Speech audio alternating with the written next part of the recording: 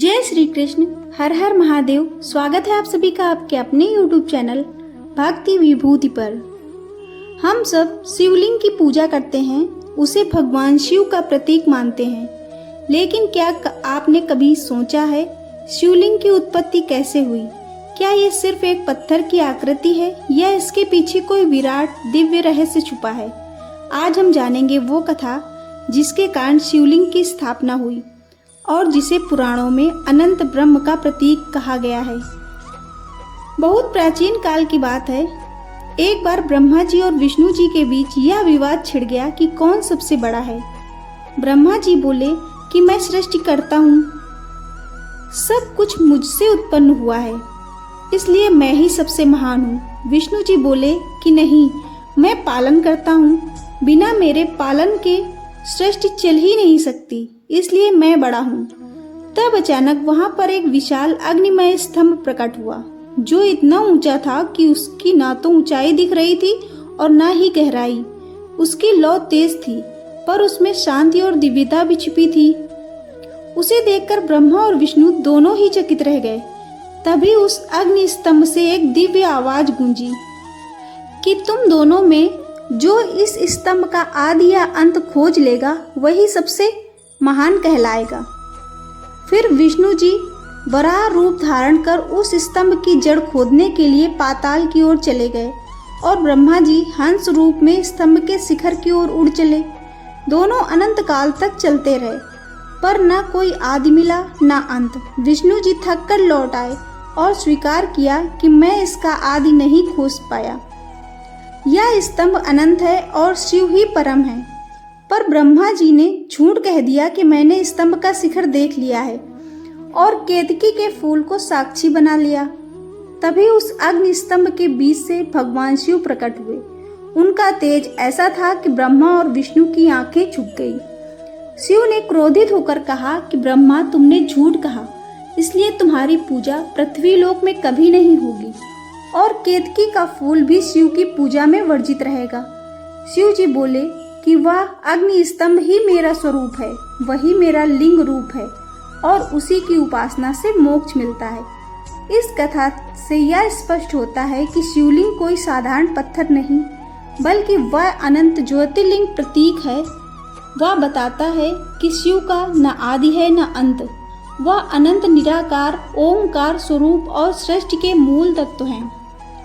पुराण कहते हैं कि लिंग इति लक्षणम, अर्थात जिससे किसी अनंत तत्व का बोध हो वही लिंग है। वैसे तो शिवलिंग से जुड़ी अनेक कथाएं और रहस्य हैं, जिनमें हर एक कथा हमें शिव के अनंत स्वरूप और उनकी महिमा का नया पक्ष दिखाती है। ठीक उसी तरह एक और बेहद रोचक कथा है, जिसमें सूर्य और चंद्रमा की शिवलिंग की उत्पत्ति और उसकी दिव्यता से जुड़े हुए नजर आते हैं। आइए जानते हैं यह अद्भुत कथा। बहुत पुराने समय की बात है। एक बार देवताओं के राजा इंद्र ने देखा कि सूर्य और चंद्रमा दोनों ही अपने तेज और सौंदर्य पर घमंड करने लगे हैं। सूर्य को लगता है कि उसके प्रकाश के बिना सृष्टि में कुछ संभव नहीं है, जबकि चंद्रमा को विश्वास था कि उसकी शीतल किरणों के बिना संसार अंधकार और उथल पुथल से भर जाएगा। इंद्र ने इस घमंड को दूर करने के लिए दोनों को एक साथ भगवान शिव के पास जाने का निश्चय किया। जब वे कैलाश पहुंचे तब शिव मुस्कुराए और बोले, यदि तुम दोनों सोचते हो कि संसार केवल तुम्हारे कारण है तो यह भ्रम है। तुम दोनों का तेज मुझसे ही उत्पन्न है। तुम दोनों ही मुझ में लीन हो और मुझसे ही उत्पन्न होते हो। शिव ने अपनी आंखें बंद की और तभी उनके भीतर से एक तेजस्वी प्रकाश का स्तंभ प्रकट हुआ, जो आकाश तक फैल गया। वह स्तंभ इतना प्रचंड और दिव्य था कि सूर्य और चंद्रमा का तेज उसमें तुच्छ प्रतीत होने लगा। शिव ने कहा, यह ही मेरा लिंग स्वरूप है। इसमें न आदि है न अंत है, इसमें ही संपूर्ण ऊर्जा समाई है। तुम दोनों का तेज भी इसी से उत्पन्न होता है। सूर्य और चंद्रमा ने झुककर शिवलिंग की पूजा की और घमंड त्याग कर कहा, हे देवों के देव, हम समझ गए हैं कि आप ही आदि और अनंत हैं। हम तो बस आपकी शक्ति का एक अंश हैं। तभी शिव ने आशीर्वाद दिया कि तुम दोनों का पूजन मेरे लिंग स्वरूप पर सदैव होगा। सूर्य मेरे लिंग को ऊर्जा देगा और चंद्रमा शीतलता प्रदान करेगा। यही कारण है कि कई शिवलिंगों पर सूर्य की किरणें विशेष रूप से गिरती हैं और चंद्रमा की चांदनी में शिव की पूजा का महत्व है। इस कथा से यह संदेश मिलता है कि संपूर्ण ब्रह्मांड की सारी शक्तियां शिवलिंग पर ही समाई हुई हैं और उसमें सूर्य का तेज और चंद्रमा की शीतलता दोनों ही सम्मिलित हैं। अब असली सवाल, शिवलिंग पर जल ही क्यों चढ़ाया जाता है? इसका जवाब 3 स्तरों पर छुपा है, पौराणिक, आध्यात्मिक और वैज्ञानिक। कहा जाता है कि समुद्र मंथन के समय जब हलाहल नामक भयंकर विष निकला, तब सारी सृष्टि विनाश के कगार पर पहुंच गई और देवताओं और दानव घबरा गए। तब भगवान शिव ने संसार की रक्षा के लिए सारा विष पी लिया, जिससे उनका कंठ नीला पड़ गया और वे नीलकंठ कहलाए। लेकिन उस विष की अग्नि उनके शरीर में भयंकर जलन पैदा करने लगी। तब देवताओं और देवी पार्वती ने शिवलिंग पर निरंतर जल अर्पित करना शुरू किया ताकि उनकी तपन शांत हो सके, और तभी से परंपरा बन गई कि शिवलिंग पर जल चढ़ाना शिव की शीतलता के लिए आवश्यक है। बात यहीं खत्म नहीं होती, क्योंकि आध्यात्मिक दृष्टिकोण से देखा जाए तो जल ही जीवन है और शिव को पंच तत्वों का स्वामी कहा जाता है, जिसमें धरती, जल, अग्नि, वायु और आकाश सम्मिलित हैं। जब हम शिवलिंग पर जल चढ़ाते हैं तो यह केवल पूजा नहीं बल्कि एक संकेत होता है कि हम अपने भीतर की तृष्णा और अहंकार को शिव को अर्पित कर रहे हैं, और यह हमारे अहंकार से समर्पण का प्रतीक है। इसके अलावा जल शांति और शीतलता का प्रतीक है और शिव स्वयं शांत और सौम्य स्वरूप हैं। इसलिए जब हम उन पर जल अर्पित करते हैं तो यह हमारी प्रार्थना होती है कि हमारे भीतर की ज्वाला और व्याकुलता शांत हो जाए।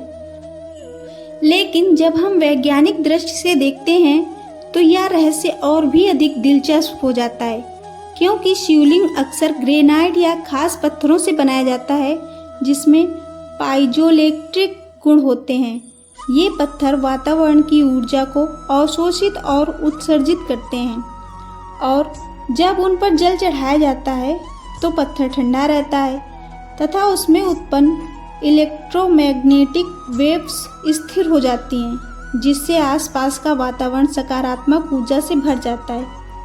यही नहीं, मंदिरों का वास्तुशास्त्र भी ऐसा बनाया जाता है कि जहाँ शिवलिंग स्थापित होता है वहाँ का क्षेत्र नकारात्मक अन्यास से भरपूर रहता है, और जब हम शिवलिंग पर जल चढ़ाते हैं तो ये आयंस और अधिक सक्रिय होकर तनाव, डिप्रेशन और माइग्रेन जैसी समस्याओं को कम करने में मदद करते हैं। इसलिए वैज्ञानिक भी मानते हैं कि शिवलिंग पर जल चढ़ाना केवल धार्मिक अनुष्ठान नहीं बल्कि एक प्रकार की प्राकृतिक थेरेपी भी है, जो तन और मन दोनों को शांति और ऊर्जा प्रदान करती है। अब सवाल आता है कि केवल जल ही क्यों, बल्कि बेलपत्र, दूध, शहद और धतूरा भी शिवलिंग पर क्यों चढ़ाया जाता है? दरअसल इसके पीछे गहरे धार्मिक और वैज्ञानिक कारण छिपे हैं।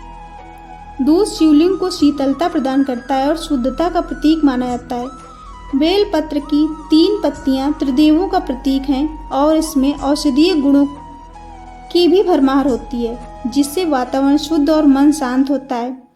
धतूरा अपने आप में विष है, लेकिन इसे शिव को अर्पित करने का अर्थ है कि हम अपने भीतर के विष, विकार और नकारात्मकता को शिव को सौंप रहे हैं ताकि वह उनका दमन कर सकें। वहीं शहद मीठे स्वभाव और जीवन में मधुरता का प्रतीक है, और इसे अर्पित करना इस बात का संकेत है कि हम अपने जीवन में मिठास और सौंदर्य चाहते हैं। ये सारी चीजें सिर्फ प्रतीक नहीं हैं बल्कि औषधीय और मानसिक रूप से भी बेहद लाभकारी हैं, क्योंकि इनमें प्राकृतिक गुण होते हैं जो शरीर और मन दोनों को सकारात्मक ऊर्जा और शांति प्रदान करते हैं।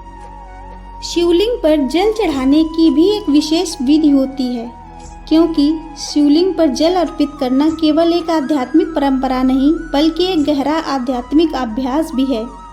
इसके पीछे शास्त्रों के कई नियम और संकेत छिपे हुए हैं। सबसे पहले तो यह ध्यान रखना चाहिए कि जल हमेशा शुद्ध और साफ होना चाहिए, क्योंकि अशुद्ध जल अर्पित करना अशुभ माना जाता है और इससे पूजा का फल कम होता है। जल को अंजलि में लेकर या लोटे में धीरे धीरे और श्रद्धापूर्वक शिवलिंग पर चढ़ाना चाहिए ताकि उसका स्पर्श शिवलिंग के प्रत्येक भाग को शीतलता और पवित्रता प्रदान कर सके। इसके साथ ही ओम नमः शिवाय या महामृत्युंजय मंत्र का उच्चारण भी करना चाहिए, क्योंकि इन मंत्रों की ध्वनि कंपन वातावरण को सकारात्मक ऊर्जा से भर देती है और साधक के मन में स्थिर और शांति लाती है। शिवलिंग पर जल चढ़ाते समय केवल मंत्र ही नहीं बल्कि अपने मन की सारी कामनाएं, कष्ट और अहंकार भी शिव के चरणों में अर्पित कर देना चाहिए, ताकि वे सब कुछ अपने भीतर समाहित कर लें और भक्त को शांति और समाधान प्रदान करें। इसके अलावा शिवलिंग की परिक्रमा करने का भी एक विशेष नियम है, जिसमें एक या आधी प्रदक्षिणा ही की जाती है, पूरी प्रदक्षिणा नहीं, क्योंकि शिवलिंग का पिछला भाग माता पार्वती का स्वरूप माना जाता है और उस भाग की अनदेखी कर आगे बढ़ जाना ही शास्त्र सम्मत है। यह आधी परिक्रमा इस बात का प्रतीक है कि शिव और शक्ति एक दूसरे से अलग नहीं है, परंतु उनके पूजन की मर्यादा अलग है। ऐसा कहा जाता है कि जो भक्त विधि पूर्वक और सच्ची भावना से शिवलिंग पर जल अर्पित करता है और परिक्रमा करता है, उसे भगवान शिव की कृपा शीघ्र प्राप्त होती है और उसके जीवन के संकट दूर हो जाते हैं। शिवलिंग पर विशेष दिनों में जल चढ़ाने का महत्व। रोजाना ही नहीं बल्कि कुछ खास दिन भी माने जाते हैं जब शिवलिंग पर जल चढ़ाने से विशेष फल मिलता है, जैसे सोमवार, जिसे शिव का प्रिय दिन माना गया है। उस दिन शिवलिंग पर जल अर्पण करने से रोग, ऋण और संकट दूर होते हैं। श्रावण मास में तो शिवलिंग पर जल चढ़ाने का महत्व और कई गुना बढ़ जाता है, क्योंकि यह मास शिव को अत्यंत प्रिय है। ऐसी मान्यता है कि इस महीने में जल चढ़ाने से 100 जन्मों के पाप नष्ट हो जाते हैं और मनोवांछित फल की प्राप्ति होती है। महाशिवरात्रि के दिन तो शिवलिंग पर जल चढ़ाना विशेष पुण्यदायक माना गया है, क्योंकि यही वह रात है जब शिव और शक्ति का मिलन हुआ था और पूरे ब्रह्मांड शिवमय हो गया था। इसी दिन रात भर जल चढ़ाने और ओम नमः शिवाय का जाप करने से भक्त की सारी मनोकामनाएं पूरी होती हैं। भिन्न भिन्न प्रकार के जल का महत्व। इसके अलावा लोग सोचते हैं कि सिर्फ सामान्य पानी ही चढ़ाना चाहिए, लेकिन शास्त्रों में भिन्न भिन्न प्रकार के जल का महत्व बताया गया है। गंगा जल सबसे पवित्र माना गया है, क्योंकि यह पापों का नाश करता है और शिवलिंग को शुद्धता प्रदान करता है। कुएं या तालाब के जल को भी शुद्ध माना गया है। विशेषकर ग्रामीण इलाकों में लोग वही जल अर्पित करते हैं। बारिश का जल प्राकृतिक रूप से शुद्ध होता है और इसे शिवलिंग पर चढ़ाना अति पुण्यकारी माना गया है। जल अर्पण के साथ संकल्प का महत्व। एक और खास बात जो कम लोग जानते हैं वह है संकल्प का महत्व।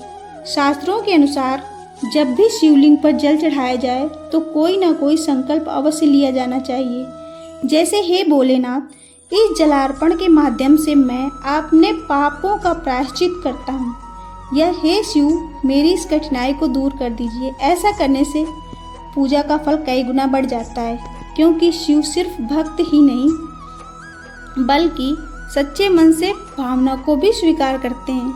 शिवलिंग पर विशेष ध्वनि का प्रभाव और एक बेहद खास रोचक तथ्य यह भी है कि जब शिवलिंग पर जल गिरता है तो वह एक विशिष्ट कंपन उत्पन्न करता है। वैज्ञानिकों ने सिद्ध किया है कि इस कंपन से आसपास का वातावरण शांत होता है। जब हम शिवलिंग पर जल चढ़ाते हैं तो केवल एक पत्थर पर जल नहीं चढ़ाते, बल्कि अनंत ब्रह्मांड, अनंत ऊर्जा और अपने भीतर के शिव तत्व को नमन कर रहे होते हैं।